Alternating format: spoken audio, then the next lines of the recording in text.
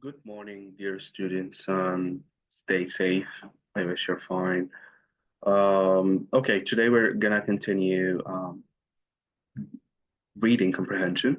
So last lesson we've talked about how to deal with the reading comprehension, exercise number one. Today we're gonna deal with exercise three, which is a note-taking question and how to deal with this question. What time do we spend in this question? For how long shall we cover all the questions, and what are the techniques of answering this exercise? Exercise three, which is note taking.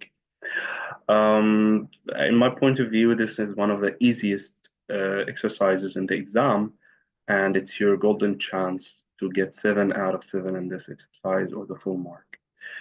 So let's just start. Usually it's an article about any topic, about technology, about animals, about home, about a current problem, whatever. And you have a question here. Read the article about, after about, you need to underline a recent lifestyle trend in which people choose to live in a very small houses. So there's a trend that people prefer to live in small houses, like this in the picture, and complete the notes. So tiny homes. This is the title of the article. Now I don't need to read the article, by the way, because I already understand. I already know what the task or what the article is talking about. So it's talking about a recent lifestyle trend. You know the meaning of trend, of course. A common thing that many people try to do nowadays. So it's a trend that people prefer to live in very small houses. It's not a small house, but it's a tiny house. Okay. So now I know what the passage is about. I don't need to go through it, even skimming. I don't need to skim. But if you want to skim, no problem. But as I said before, your skimming time will not exceed 1 minute maximum. Okay. And the best way to skim is to read the introductory or topic sentence of each paragraph. So because the topic sentence of each paragraph summarizes what this paragraph is talking about, some people read the topic sentence and the concluding sentence. For you, don't go through the details or do not exceed the 1 minute, as I said before. So what to do now? We know now that this task or this article is talking about a new trend which in which people choose to live in very small houses. So what to do now? You jump quickly to the questions. Try to read this. Imagine that you are going to give a talk about tiny homes to your classmates. Use words from the article to help you write some notes. Make short notes under each heading. So how many questions? Usually you might have 2 or 3 questions.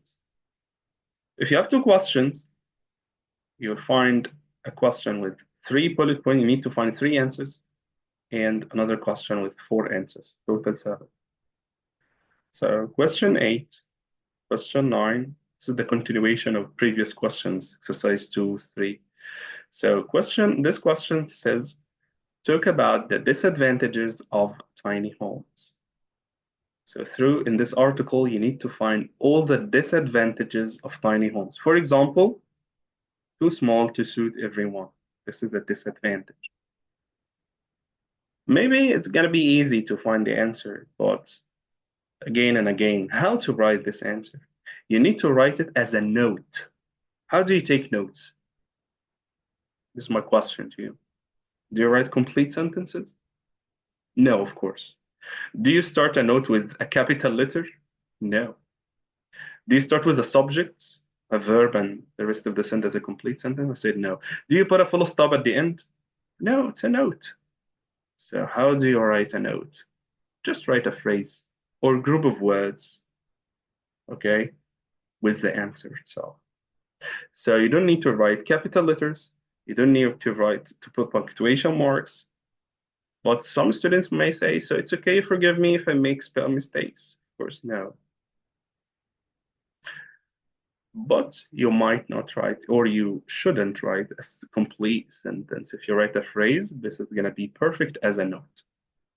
Okay, because you're writing notes like this. Disadvantage of tiny homes. The question is clear and direct, straightforward. That's why I say this question is a piece of cake. It's easy to find the answers. because it's not tricky at all. The answers are in the passage. So when you start scanning, you will find many disadvantages of tiny homes.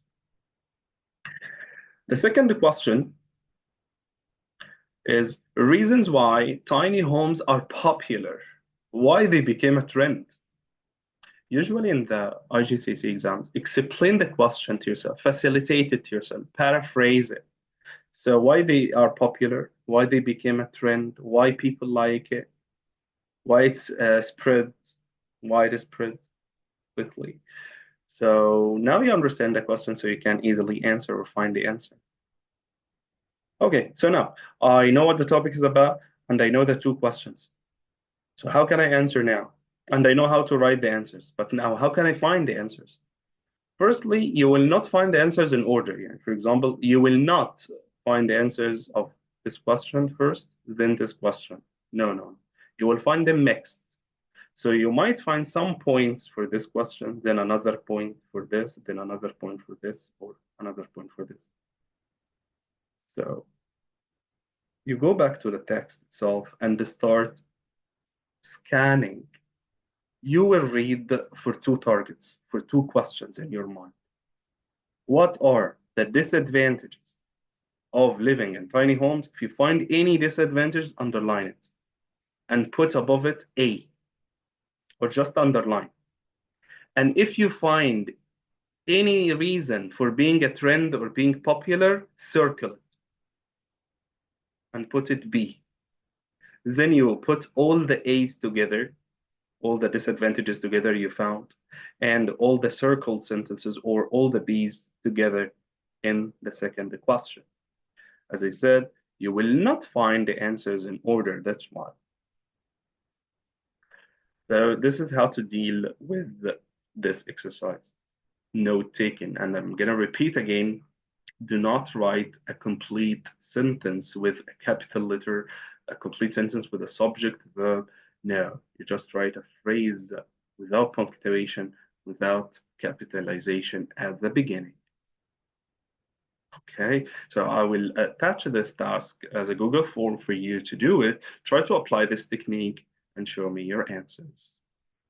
Thank you, everyone, and stay safe.